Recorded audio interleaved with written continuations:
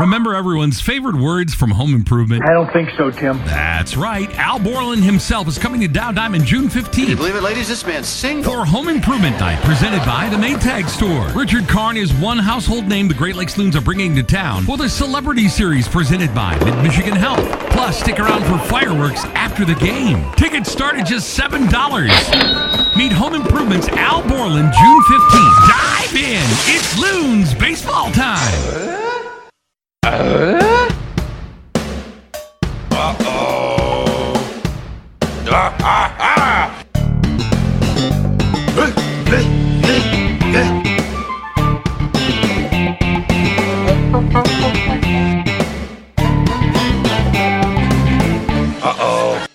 everybody know what time it is? Home and podcast time. Well, that's right. Binford Tools is proud to present a Home Improvement Podcast. My name is Adam, and you'll know my co-host, Jordan. How you doing, Jordan? Hi, Adam. I'm so excited to speak with you, although it pales in comparison to being with you in person. Yeah, Jordan, this is the first... No, that's a lie. This is the first Home and Podcast episode we've done since we met up in, when Home and Podcast took Clearwater Beach, and, They're still recovering.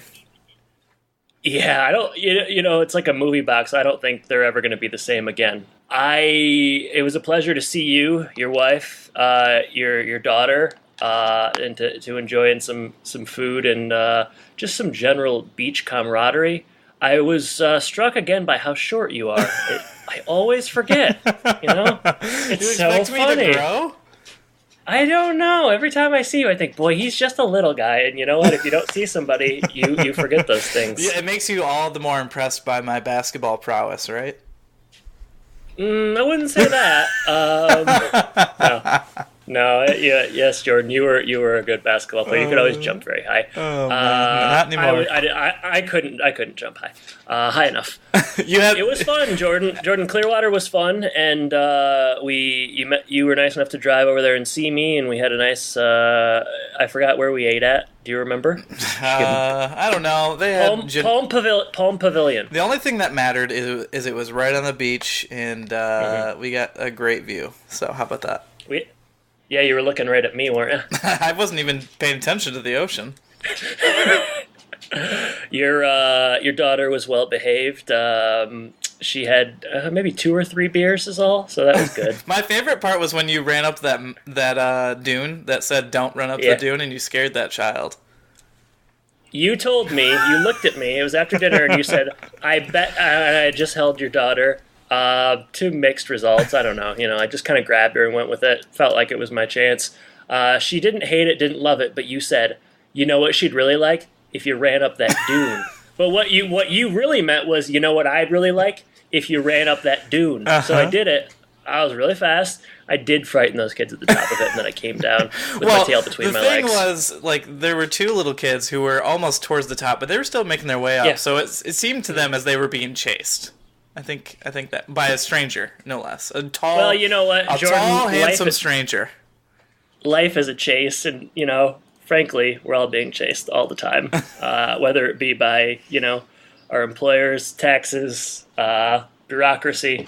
Life's a chase, and you can quote me on that. Having said all that, it was a great trip. Seeing you was certainly the highlight, but we did have a good time down there in Florida. Hung out at the beaches, went to Hulk Hogan's beach shop a handful of times. Obviously got a shirt, got a good bronze on my body, lots of good food. Jordan, it's a heck of a place to visit. I think even you were impressed by the beauty of Clearwater. Oh, I mean, I've been there before, but yes, impressed once again, and you never get sick of those ocean views. So it was very beautiful, and a pleasure to see you. You're kind of it's like the beginning of just a wonderful summer for you, because what is it, next month? You've got the Karn Man coming up? Yes, Jordan. That's a great segue. It's actually just a couple weeks away. Oh, my goodness. June 15th, which is a Saturday, Great Lake Loons Field. Forgot the name. We're putting the ads before the episodes, right? Yeah, yep. Are we still doing that? Okay. So you'll have all that information, but I am going to that. Yeah, Jordan, unfortunately, can't fly up because, I spent all my wad going to Clearwater Beach. Yeah, that's true. You did get a hotel. I can't fault you for your efforts there. But yeah, I'm driving up there. Tentatively, anything can change. It's Father's Day weekend, but I've been in touch with the Loons. They got 4 tickets, so me, my mom, my dad.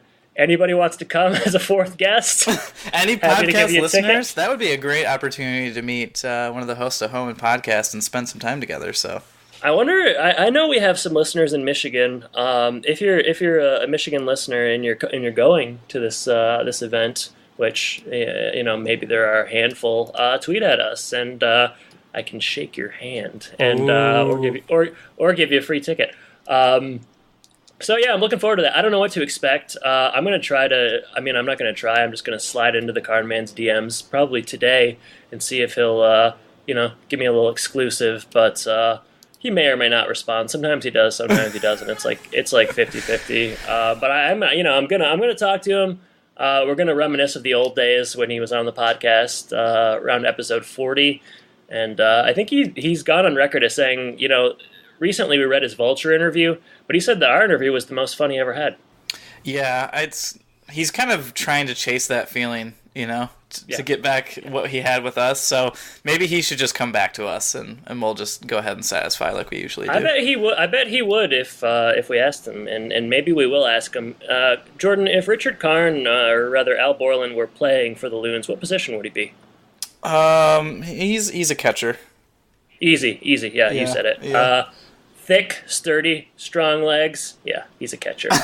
He's a catcher. And you know baby. what? He's a good hitter. He doesn't really go for the home runs or anything, but he'll get on base. He's got a good on base percentage. He's like a Lorenzo Cain for all you Milwaukee Brewer fans. Probably would have been better going for a Tigers reference, but that's all right. Tigers don't really have a guy like that this year because they suck. He's like a Nick Castellanos last year. No, Jordan, things are good. It's a nice sunny day here in Milwaukee. You know what people are saying to me? Since I went on vacation last week and now I'm back in Milwaukee and it's nice. You know what they're saying? They're saying, "Thanks for bringing the weather back." Looks like you brought the weather back with you. It's funny. There's only like 4 things you can say about weather, and it's like, oh boy, it's raining, or wow, it's really hot outside, and then obviously you bring back the weather or whatnot. So hey, Jordan, you don't like Milwaukee weather? Just wait 5 minutes. That's the last one. So.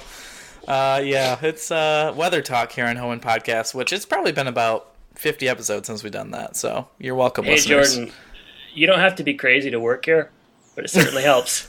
Okay.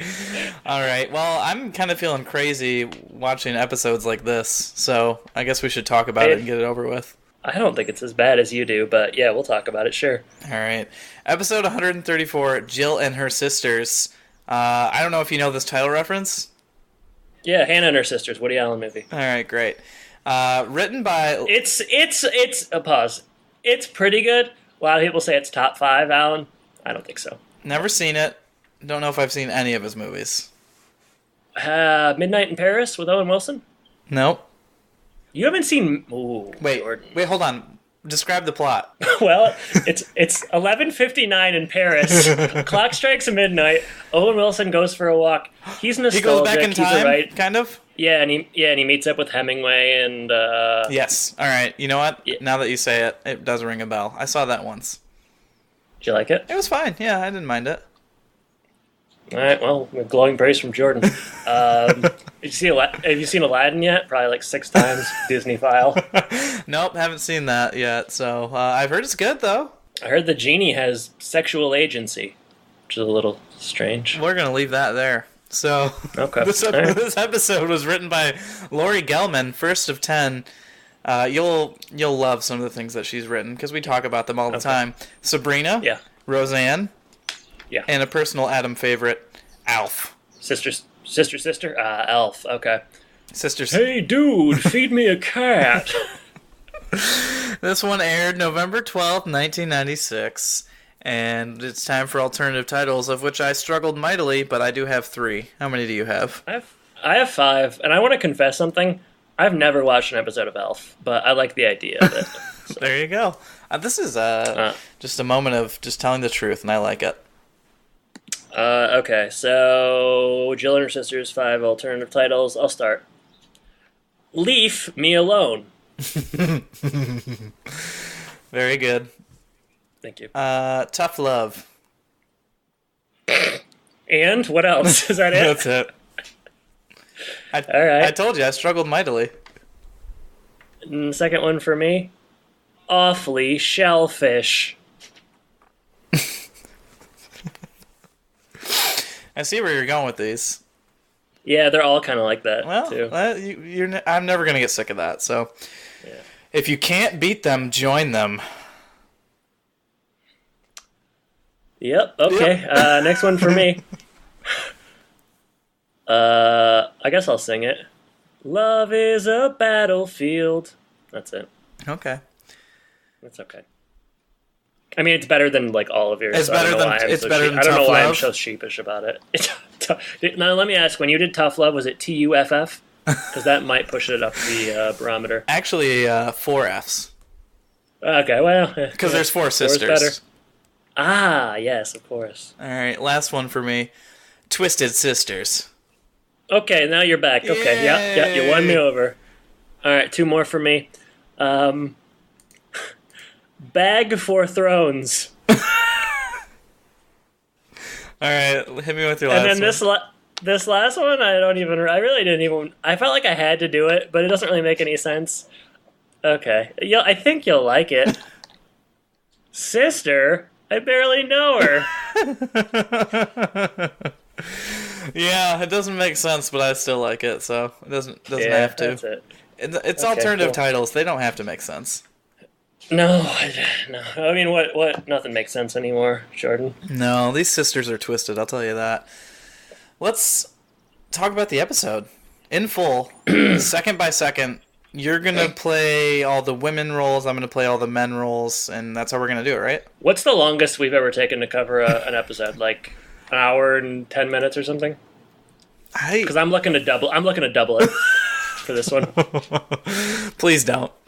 Well, I think some of our season and summations, they reach about 90 minutes, but that's... Okay, but I'm gonna get back. I'm gonna look and find out our longest episode that wasn't like supplemented with season and summation or an interview, and find out what it was. I bet it was a bad one where we were like, oh, let's just get in and out, and then we just got slap happy and it ended up going long. But I'm gonna look and I'm gonna tell you next week. We get slap happy quite a bit, so I don't know. I'm slap happy today. It's 81 degrees. I'm drinking coffee. I'm sweating. Oh, golly. All right. Jill and her sisters. Let's go. All right. You start. It's not 81 degrees on Tool Time because it's autumn, and they're bringing out the green carpet everywhere. They got some fake grass, and they've also got a lot of leaves, and that's what they're going to talk about.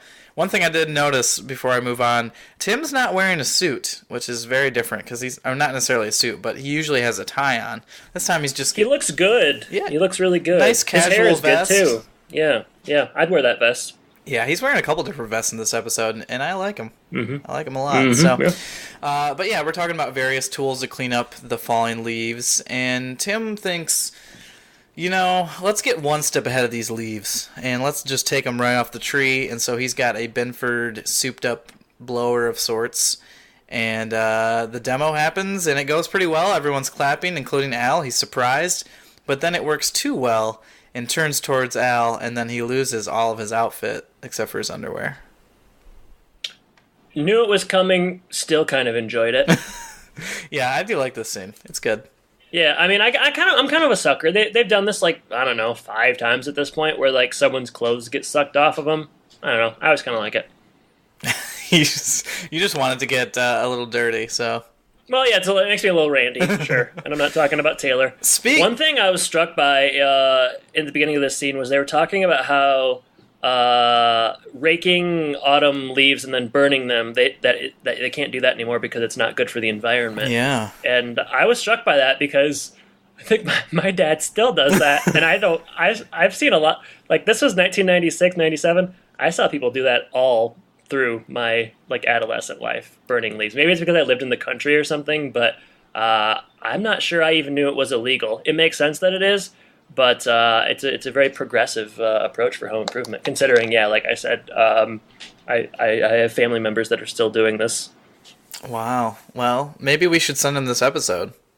What's the statute of limitations on burning leaves? Because we may want to edit this out. I don't want my dad to get in any trouble. Yeah, it's one of those very severe crimes, so there's none, If they ever catch... Yeah, it's true. It's like the time I was really young, and I found out it was illegal to, like, deface money. So I took a penny and hit it with a hammer a bunch of times until you couldn't tell it was a penny anymore. Oh, no. And then I was worried about it afterwards. I thought they might come after me. Yeah, that's pretty bad. The other day...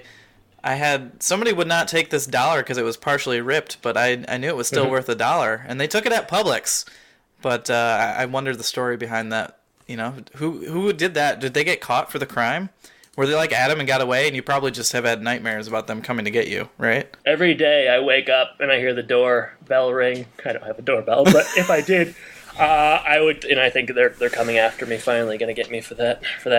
In any case, Jordan, yeah, it's a pretty good opening scene. Opening scene. All right. You said it makes you Randy, and speaking of Randy, we have Brad and Randy, and they're raiding the fridge. Yeah. Oh man, yeah, I'll take this one, Jordan, if you don't mind. I do mind. Go ahead then. You folded pretty quickly there. No, go ahead. Yeah, oh, that's kind of you. The fridge is full. We find out that their aunts are coming, or as you call them, I think you pronounce it aunts, don't you? No, I say ants. No, I think we talked about this before, and I accidentally said aunt because you said it. Okay, you said it once. Yeah, okay. You say aunts. Aunts are coming. Jill's 3 sisters are coming. Not her 4th one, Robin. Have we met Robin before? I don't know. I feel like there was another Robin on the show. I get mixed up. There's a lot of brothers and sisters coming in and out. In any brothers case, and sisters and brothers. You done? All right. So they're coming. Boys have to clean their rooms because the ants are staying in them. It does say, when I say ants, it sounds like it's the little insects. I keep thinking the ants are marching 2 by 2, hurrah! Yeah, I'm thinking that also. Tim and the boys are sleeping outside. They're gonna rough it. I kind of like this. This sounds fun. Yeah, it sounds all right. It sounds like something that would happen in real life. You're kind of trying to sell your kids on a crappy situation, so you try to make it fun. Jill and her sisters are planning for their 50th anniversary party. Shockingly, Jill and her sisters have a hard time getting along because Jill has a difficult time anytime anyone from her family visits, and this is no different. It's a good thing she left the Colonel in Texas and wherever they were to get out of there. Hey guys, it's getting bad. I haven't done it in a while. A little rusty. Hey Taylor, that's better. What's that movie he likes? The war movie? Patton? Yeah, he loves.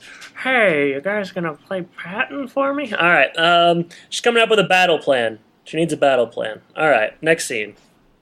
Outside, we see the setup. There's a picnic table. There's a tent that has cable and a toilet. I'm surprised that they didn't do this on Tool Time, like a salute to camping or something. Maybe they will later. I don't know. But it's. I think Tim invented glamping. That's kind of what I'm getting out of this scene. Yeah, that's what it seems like. I mean, that toilet is fully functional as far as we know. He's got the cable. He's got all that other stuff, and then they got a nice grill outside. I think they're gonna have a good time. Randy walks in, and all the ants are in there, and he's hounded with hugs and kisses. And so the other boys, they tried to warn him, and Tim tried to warn him. And then I think the other boys get roped in. And they're all trying to avoid it, but they can't. And they're getting a lot of ant love. And then Jill beckons, or Tim comes in. He's the last one to come in, but he comes in with like a mosquito repellent net that goes over his face to try to avoid all the kisses. Pretty funny. Yeah. It doesn't last very long though, and you wish it would have lasted longer.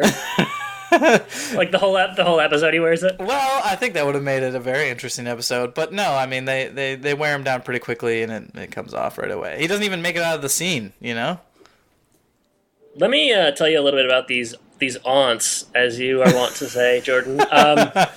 There's 3 of them. One of them is Carrie, played by Tootie Roche or Roche? Roche. I'm going to say Roche, and that is Richard Karn's wife, and she's been in a couple episodes. Who, mind you... her whole persona is completely flipped in this episode. in my opinion. We can talk about it later.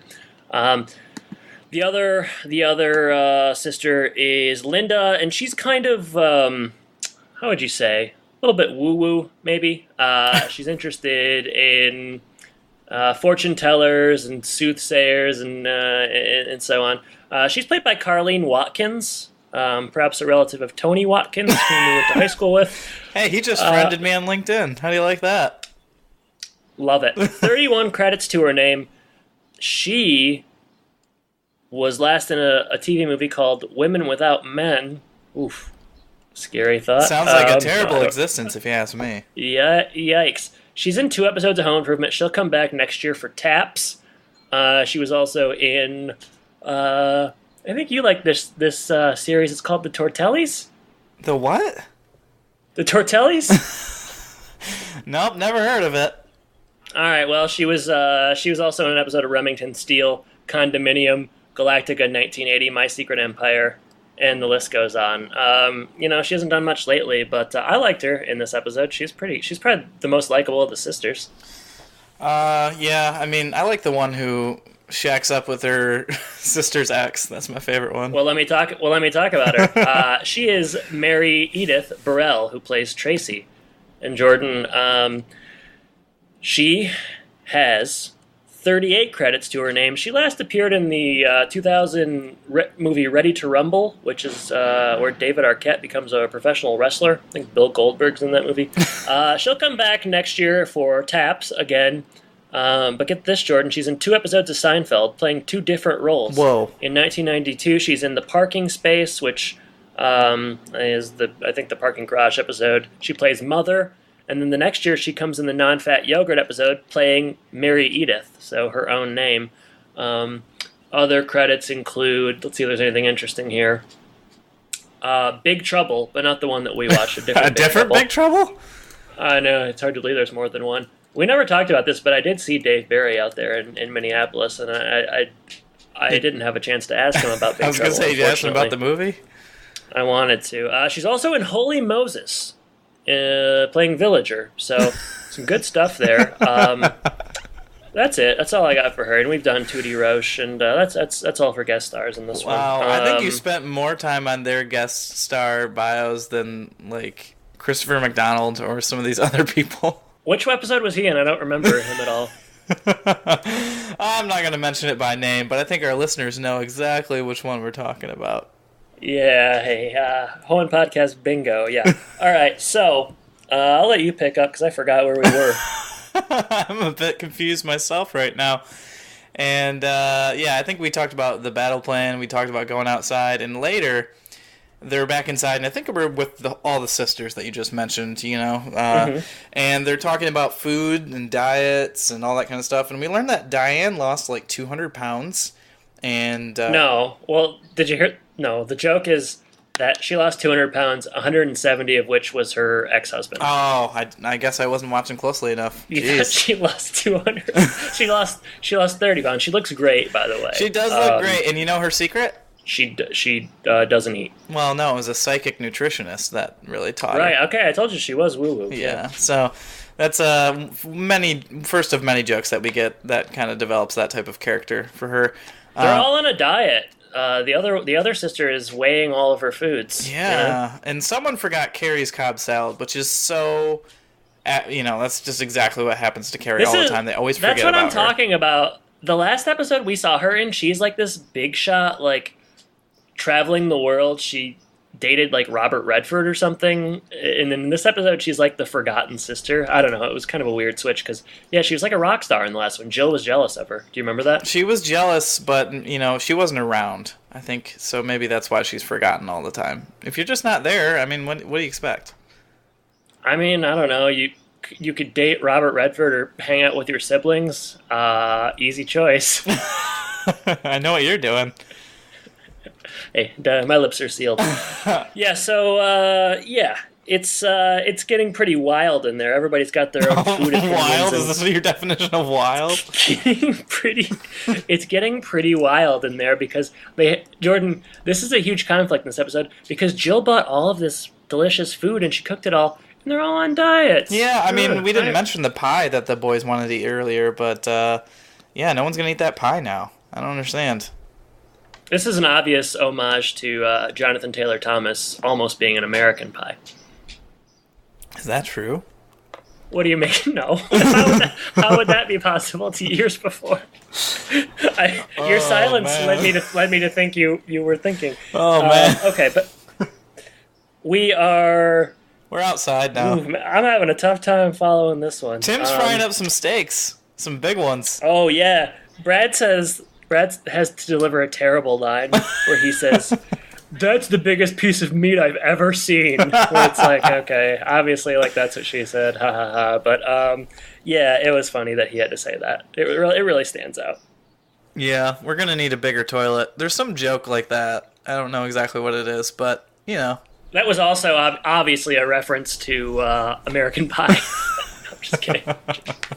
Not Jaws, but American Pie. Yeah. This is actually all based on American Pie.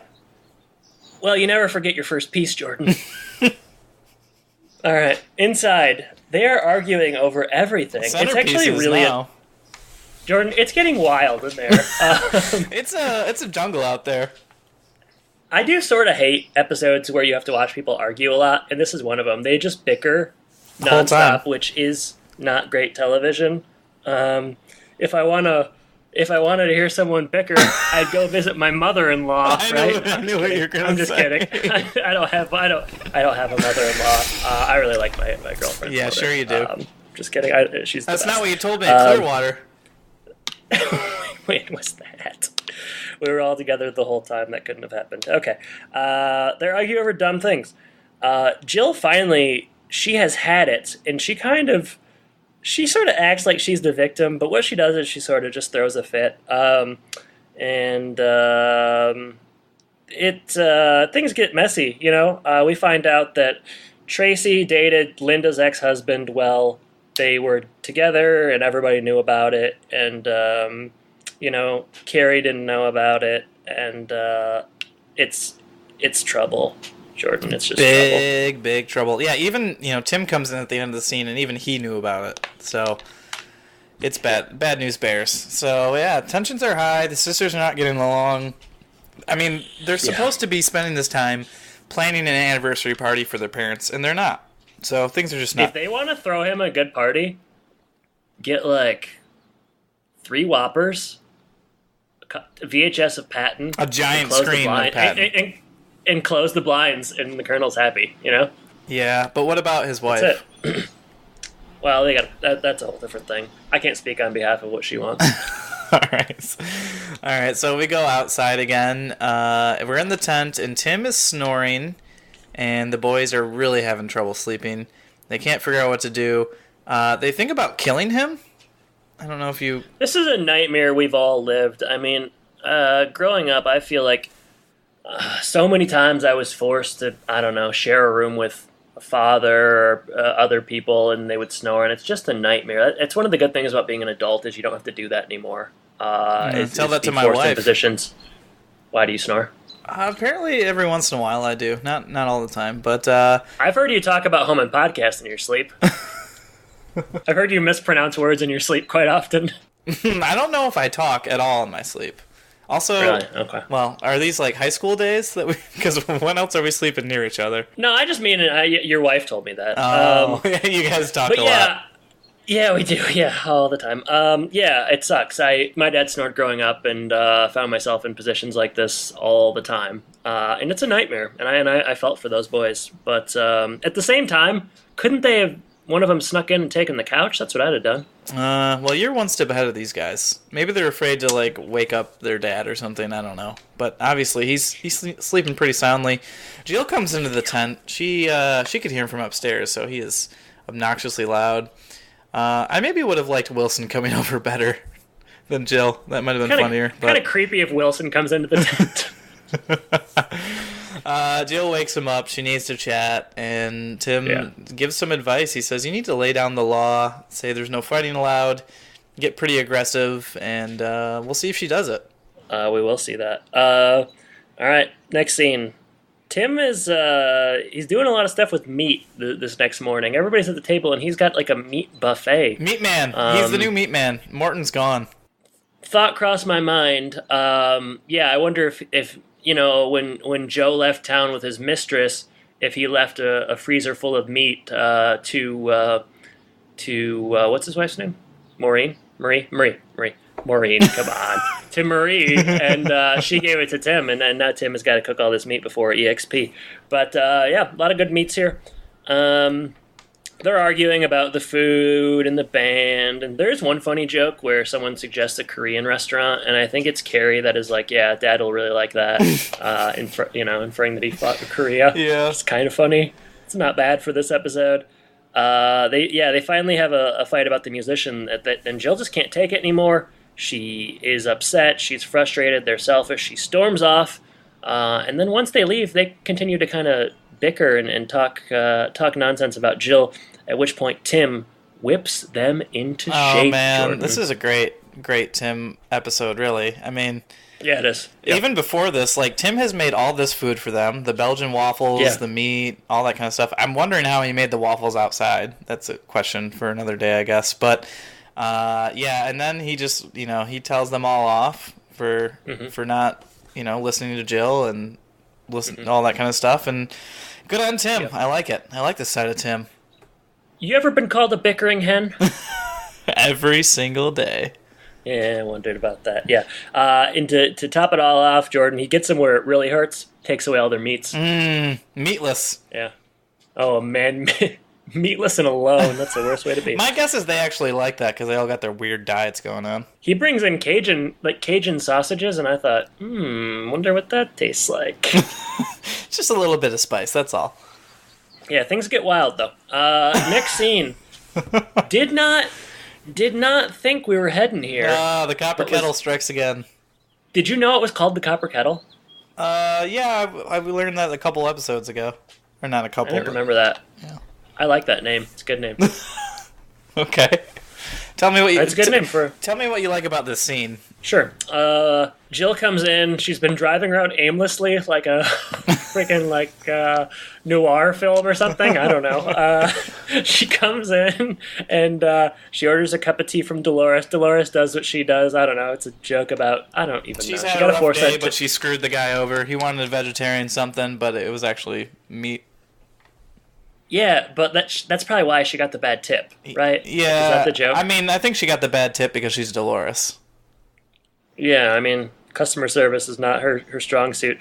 Wilson comes in, and Wilson and Dolores, they know each other, I guess, because that's what the show does. And he orders a mocha java, and Dolores calls him Mr. Fancy. And I think sparks are flying, maybe?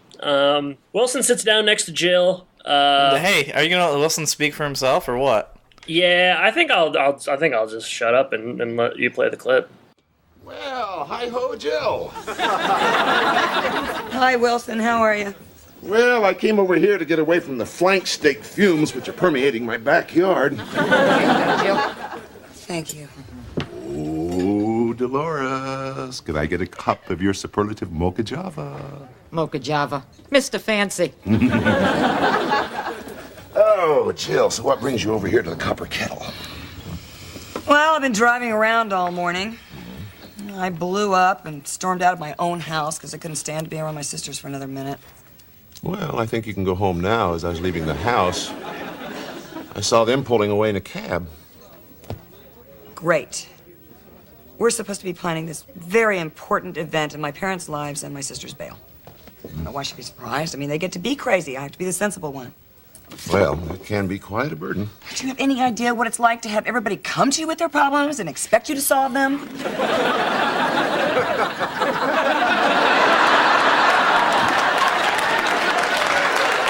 You know, Jill, I realize it isn't easy. A lot of people think it's a picnic for me to stand behind that fence and offer up a quotation for every situation. I mean, what am I, a library? Here we go. For Mr. Fancy, a cup of our finest. Well, you know, the crazy people have it easy. I mean, they don't care what people think. They lose control. They say whatever pops into their heads. Yeah, it's us sensible people who suffer. So we have to learn to fight back. How? By doing what you did today. What did I do? You lost control, you said the first thing that popped into your head, and you didn't care what anybody thought. Congratulations, Jill. You are a nut. I am, aren't I? Oh, certifiable. Oh, thank you, Wilson. Great clip, Jordan. I just wanted to say that I was impressed by their painstaking ability to cover his face. When they pour that coffee, it's not easy to keep his face, or at least his nose. I felt like that was like a really long pour too. It just seemed kind of awkward. It was definitely awkward, but like I could tell they choreographed it to like do it perfectly, and I was sort of impressed. Someone on IMDb put under goofs that Wilson orders a mocha java and he gets a coffee, but I think he's just joking when he orders the mocha java, because like I think that's a different way of just saying the coffee. Well, I mean, I think they were thinking it was like a mocha frap. Yeah, mocha java doesn't really mean anything. Like, it's just that's not really anything. The one person that Dolores gets along with in this whole show is Wilson. Yeah, it's cool. Maybe they'll have their own spin-off or something. Yeah, the Copper Kettle. That's what it's called. The Copper Kettle. Yeah, that's a good enough title. That's a working title. Wilson and Jill relate in so much as they both have to, keep the peace and provide advice. And Wilson, he says, it's time to go crazy. It's time to fight back. And that's pretty much it. It's not that good of advice, but it's okay. Yeah, we won't break out the Wilsometer, but it's all right. So that's fine. We'll see how Jill implements this advice. We go back home. The boys and Tim are going through the pictures. They're helping. They're stepping up because all the sisters are not. Jill comes in. She's really happy. And then the sisters come back, too. I think during the last scene they established, or maybe the scene before, I'm trying to remember, but the sisters had left in a cab, and so she assumed they just bounced and went home. But it turns out they were actually, they heard Tim's advice. I guess you would call it advice. I don't know. And whipped in the shape and actually started helping. And so they came back. There's a group hug. Oh, it's adorable. And the boys have to go back outside, and they have to resume the meat fest, which they're not happy about. It's funny, the boys just are not really into this at all. I'm not sure why. Meat fest. Yeah. I don't know. Maybe they're soft. They grew up suburban soft boys. Don't like camping. Yeah, that's the only reasonable excuse. But I would enjoy all that stuff. Maybe it's just because they're not getting any sleep. Yeah. Also, I don't know.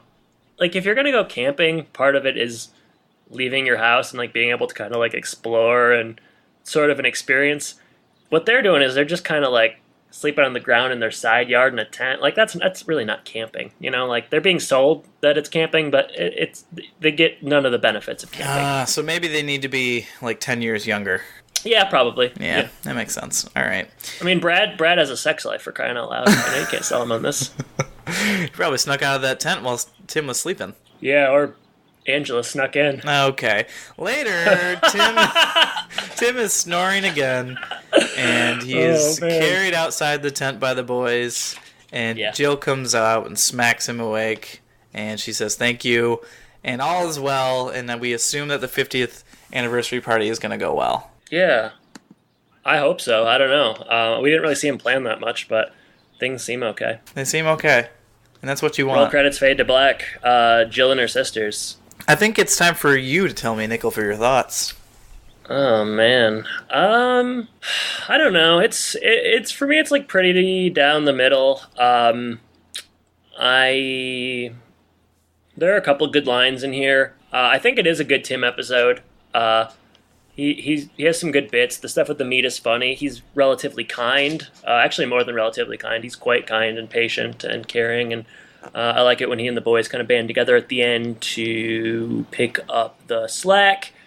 The bickering hens, the sisterhood, not really that enjoyable. Hearing sisters fight, and it is pretty much every scene. They're fighting, they're getting to it. But I liked Wilson at the Copper Kettle. I thought that was a nice little twist. Dare I say subversion of the norm.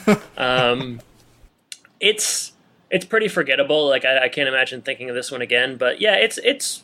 I'm going to be generous. I'm going to say it's slightly better than average for me for this one, for whatever reason. Maybe I was just in the right mood. I was in Florida. I brought some of the sun back with me. So maybe it's just that. But what about you, Jordan? You're looking on this with rose-colored glasses. Yeah, I mean, Indeed. It was not one of my favorite episodes, but it's not as bad as, like, Future Shock and some of those ones that we really hated. Yeah. As you said, there were a couple of good scenes. We liked the opening on Tool Time. And I don't mind, like you said, the Wilson stuff as well. And I really do like Tim coming to the defense of his wife here and telling them off. Those are my favorite things that happen. But there is a lot of bickering and a lot of just, I don't know, nothingness that happens. And it's not particularly interesting with the boys in the side yard because nothing really comes of it. Maybe if Side yard boys. Maybe if something bad would have happened in the camping or the grilling or something, it would have made it more interesting. I don't know. But it's just not, like you said, not real memorable, not really exciting. So pretty average for me. And it did make me hungry. I could use a Belgian waffle right about now. Yeah, I think the camping stuff would have been better if like a wild animal came up to the tent or something. Or pretty easy or fix. if like there's some sort of fight with the McGurns. We haven't seen the McGurns in a long time. I don't think we're ever going to see him again. I just came up with another idea. Okay. Twist on the last week's episode. The Halloween guy never left. He's been sleeping in the side yard the whole time, and they discover him and he spooks them. Oh, man. That would have been interesting. They're playing the long game there with that prank. Yeah, well, you got a Larry Hankins story. When are you gonna tell me? Well, we're gonna open the mailbag later, so we'll get to it. Yeah, later we'll open it. Like, all right. Do you want me to talk about Twitter? Well, I gotta talk about a lot before that, so let's go to Sean's social media corner. Reach out to us at thehomeandpodcast.com, Twitter and Facebook at Home and Podcast. You can support us by going to patreon.com/homeandpodcast, and for as little as $1 a month, you'll get bonus episodes like the one that you heard in your regular feed here of The Twilight Zone, all that kind of stuff. We just did Goodbye Toby, and you heard the preview of that last Sunday. So if you want the full episode, go to patreon.com/homeandpodcast. You can also support us for free by going to iTunes or your favorite podcasting app and leaving us a 5-star review. Helps other people find us. But also, as we tweeted last week, we do have a YouTube channel where, right now we're just kind of using it to post podcast episodes and other things like that. So if there's other videos that you'd like to see, we'd like to start using that maybe a little bit more. But in the meantime, go to YouTube, go to Home and Podcast, and subscribe there, and help us grow on that platform as well. So with that, now, Adam, I really want to hear what you've been doing on Twitter. When you say other videos to the YouTube channel, maybe this is a question I should ask you off air. What do you mean? Well, we've got our creator interview up there. If you remember, we recorded that a long time ago. No, what is it?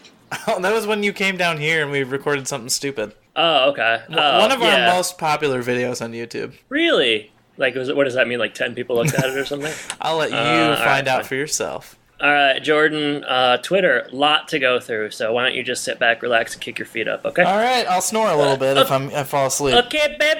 It's me, Dennis Miller. Okay, babe. All right. Beautiful picture of us taking Clearwater Beach. Put a nice filter on that for everybody. You're welcome. All right, so you did some polls, Jordan, and as soon as I get there, all right, so you did a Stephen King poll, and that was just for you. I would have done it differently, but I appreciate that you did it. You said, what is your favorite Stephen King book? The options were The Shining, which probably shouldn't have been in there. It, which you did a good job putting it in there. The Dark Tower series, which is like 7 books. Okay, I get why you put it in there. Or other. 22 total votes. 18% said The Shining. Shining movie is much better than the book. It hurts me to say, but 18% said The Dark Tower series. 32% said It. 32% said other. Jordan, what you probably should have put in here, Pet Sematary, The Stand. Those are other options. But I'm not here to Listen, put you down. I know you're not going to like it. But I've only read some of the Dark Tower series, like maybe 5 of those. So I don't really have any reference for any of his other books. All right, Jordan. Hey, I'm just telling you screwed up. Okay, but a lot of people got back to us on this. That's what I was hoping for with the other. I said that my favorites were Dead Zone and Pet Sematary. Sarah Schott said she doesn't do horror. She gets nightmares and she's not a fan of peeing her pants. Well, peeing your pants Joke's is the on coolest. you. At Doug H128 likes 112263. At Laser Rot Show likes the Tommy Knockers, which, man, that's very few people like the Tommy Knockers, so that's a surprising one. I went to a list and that was like everyone's least favorite. So hey, there's something out there for everybody. To each their own. At Lil Dauber says, too scary. Horror is not my thing. Books or movies. To which I said, real life is scarier. So good point. Yeah. At Smark Henry said Insomnia, which is an interesting one. And this really threw me off. At Thorn Thoughts, one of my best friends of, I'd say like 15 years. And my former roommate, college roommate. Yeah, you lived with him for 4 years. He comes out of the woodwork and says the Langoliers, which, Jordan, is a very obscure short story from Stephen King. Not very good. Nobody thinks very highly of it. So he says the Langoliers, and then he says they made a pretty decent TV movie from it, too. The TV movie's even worse. It's like 3 hours long. It's very 90s. The graphics are terrible. I read this on my trip, and I was shocked. I couldn't believe that he said this. Now, he recently got married, or rather got engaged, and didn't tell me that he was planning on it. So, I shouldn't have been surprised by this, is what I'm saying. Yeah, I was so surprised by that. Okay, moving on, because I know that you do have a lot going on today, you told me. 27 total votes for this question. Did you have a Halloween guy? Great question by me. Yeah, really good. 11% said it's complicated. Anytime you put it's complicated, someone's going to put that. 30% said yes. 59% said no. And as far as responses on this one, we actually did get some responses. At HI Reunion says Clifford Warren. Keyshawn's mom, my brother had a childhood friend with that name. The name Clifford Warren? I don't know what's going on here. At Halloween like you're involved Podcast. In a Halloween prank right now. Halloween Podcast said, when I was a kid, I thought I'd grow up to be the Halloween guy. Oh, wait, I did. So people are just having friggin' fun. Spooky time. You told me it was World Dracula Day. That was fun. Somebody asked the Karn Man what Al would be doing if his character returned in today's times, and Karn Man said, using his skills fixing things in his community, or teaching high school, or maybe even helping run Binford Tools.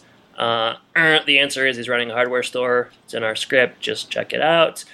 I was gonna say, didn't we ask him that question in the interview too? Maybe I forgot. Yeah, I forgot what he said. All right, last poll. This one, Jordan. Our listeners don't like Twilight Zone, I think. Well, that's too bad. I know. Because we played it. We played it. That's the vibe I got. 6 total votes for this one. It's not closed, but I'm closing it. What's your favorite Twilight Zone episode? If it's not listed, then tweet at us. Like I said, 6 total votes. 0% said Eye of the Beholder. 17% said Time Enough at Last. 33% said Monsters on Maple Street. 50% said Nightmare at 20,000 Feet. And then at Austin Hancock 91 said he likes To Serve Man. So yeah, I don't know if you guys don't like the Twilight Zone. I don't know what to tell you other than you're wrong. Should. Yeah. Otherwise, we do have a question or a couple questions. So I don't know if you want to rip open the mailbag or what. Yeah, let's go ahead and rip that thing open. You've got mail. All right, I should go first. We're talking about, you were just talking about the Halloween guy, Larry. So yeah, this has to do with that. And this is from Lyle Perez. And he's got a little nugget for us. So he said, initially... Is this an email or what? Sorry, this is from Facebook. Okay, all right. All right, so he said, I didn't know if this was the guy that tried to buy your car. I wish. All right, so Lyle says, I'm surprised you guys didn't talk about the mysterious missing scene involving Halloween Larry at Tool Time. And I was like, what are you talking about, Lyle? And he said, the legend goes... It's always good when you start an answer like this. The legend goes... The legend goes that there is a missing scene cut out from the show that is nowhere to be found. It involves Halloween Larry at the set of Tool Time right after they do their head gags. For some reason, the scene is cut out everywhere. Some even say it never existed. It makes sense because later in the show, when Al ruins the joke by saying, that's not what he called himself when your dad brought him by Tool Time. So he was at Tool Time, but you never see it. It's one of those things where some people remember it while others don't. It's a mystery if that scene ever existed. I guess it's one of those Mandela effect things. He talked about this extensively when he covered this episode on the Halloween podcast. So Lyle is obviously on the Halloween podcast. I've never heard of it, but apparently it's a Berenstain Bear type thing going on here. I mean, I don't know if that's the best metaphor, but well, that's the Mandela effect. Oh, that's what that is. I guess I'm not familiar with what does the Mandela effect mean. It just seems like people remember some things differently, like very vividly than other people. Okay. It's called the Mandela effect. So the one that I am most familiar with is the Berenstain Bears. I'm not sure if you're familiar with that one, but we've talked about this on yeah. I do. So, yeah.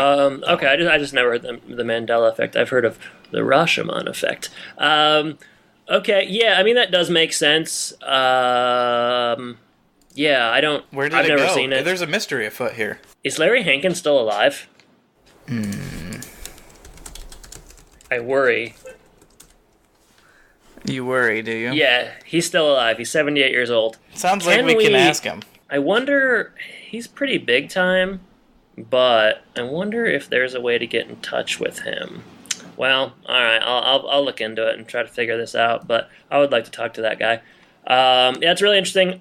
I suppose that they probably shot it. Why wouldn't they have? But yeah, I got nothing beyond that. But thanks, Lyle, for that nugget of knowledge. And make sure you listen to the Halloween podcast. Yeah, spooky stuff, Jordan. All right, tell me what you've got in the mailbag.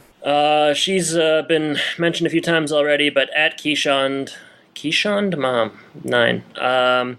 2 questions. I'm gonna pick one. I'm going to let you pick whichever one you want to answer, and we'll go with that. Would you go camping with all of Tim's gear, or are all of your aunts crazy? Which one you want to address? I'm going to go with the aunt one. Aunt. Yeah, okay. All of my aunts are not crazy. They're actually incredibly nice. My mom has quite a few sisters, and my dad had one sister, or has one sister. And yeah, they're all very nice, friendly. Sent some birthday cards for Olivia the other day, so that was very nice and sweet of them. And keeping correspondence with them. At least one of them has the same birthday as me.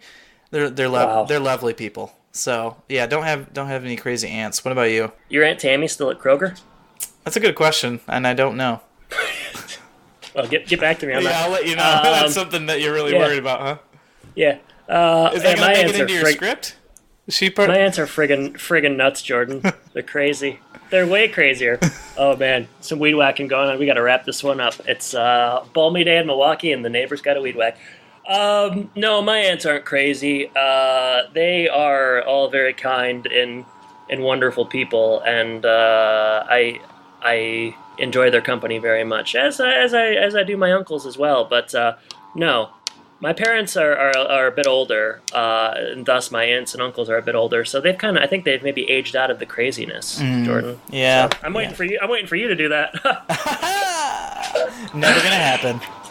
All right. Well, with this weed whacker going, let's get this wrapped up. What do you say? Yeah, let's do that. Yeah. So go ahead. Why don't you get this wrapped up, Jordan? All right. So next week's episode is The Tool Man Delivers. Looking forward to it. Yeah, and other than that, I think, Jordan, it's been a pleasure talking to you. Listeners, thank you for listening, and take care, everybody. Take care, everybody.